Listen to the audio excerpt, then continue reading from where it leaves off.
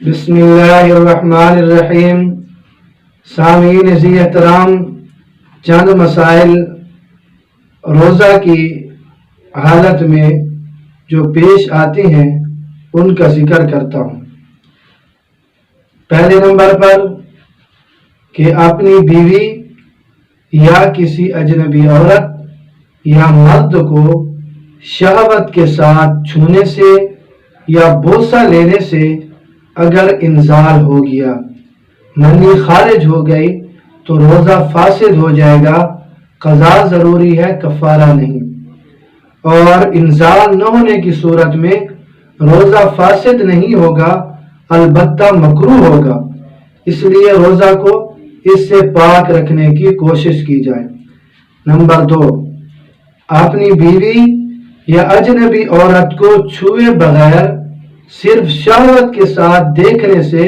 اگر انزال ہو گیا تو اس سے روزہ فاسد نہیں ہوگا۔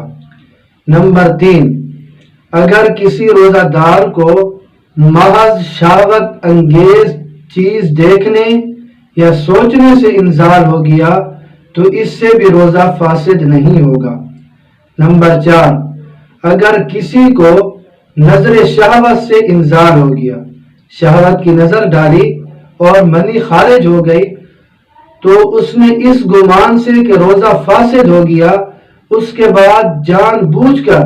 کھا پی لیا، قصداً روزہ کو توڑ دیا تو قضا ضروری ہے، کفارہ نہیں ہے۔ نمبر 5، محض دیکھنے یا خیال کرنے سے انزال ہو گیا تو روزہ فاسد نہیں ہوا، روزہ بدستور قائم ہے، البتہ اس قسم کی نظر اور خیال سے اپنے آپ کو بچانے کی کوشش کریں۔ نمبر 6، سونے کی حالت میں منی خارج ہونے سے انزال ہونے سے روزہ فاسد نہیں ہوتا۔ نمبر 7، کسی عورت کے خاص حصے کو دیکھنے سے یا صرف کسی بات کا خیال دل میں لانے سے اگر انزال ہو گیا، منی خارج ہو جائے تو روزہ فاسد نہیں ہوتا۔ نمبر 8، اگر ماہ رمضان میں دن میں اپنی بیوی کو پیار کرنے کی وجہ سے انزال ہو گیا تو روزہ فاسد ہو جاتا ہے،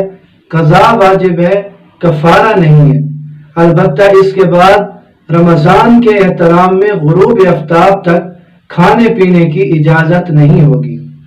نمبر 9، اگر روزے کی حالت میں اپنی بیوی سے بغل گیر ہوا، کچھ دیر تک اسی حالت میں رہنے کے بعد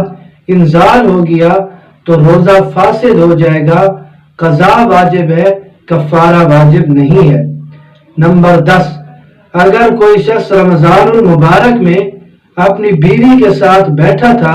اور کمزوری کی وجہ سے اسے انزال ہو گیا تو روزہ فاسد ہو جائے گا، قضا واجب ہے، کفارہ نہیں ہے، اور غروب آفتاب تک کھانے پینے کی اجازت نہ ہوگی۔ اور نمبر 11 یہ ہے کہ اگر احتلام ہو جائے، آدمی سو رہا تھا، احتلام ہو گیا، منی خارج ہو گئی، تو اب مسئلہ یہ ہے کہ غرارہ تو اس میں کرنا نہیں ہے، تو غرارہ اس سے ختم ہو گیا۔ اب ایسے نہیں ہے کہ جیسے افطاری کرے اس کے بعد سب سے پہلے اسے غرارہ کرنا لازمی ہو، بلکہ یہ ایسے ہی ہے جیسے ایک آدمی وضو کرتا ہے، اب وضو میں بازو کا دھونا یہ فرض ہے، اگر کسی کا بازو ہی نہیں ہے تو یہ چیز ساقط ہو گئی، یہ چیز ختم ہو گئی۔ تو اسی طرح اگر دن میں احتلام ہو جائے، اب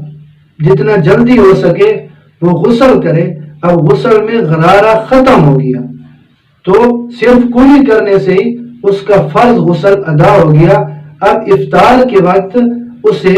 کوئی غرارہ کرنے کی ضرورت نہیں ہے۔ اللہ رب العزت ہمیں دین سمجھنے کی توفیق نصیب فرمائے۔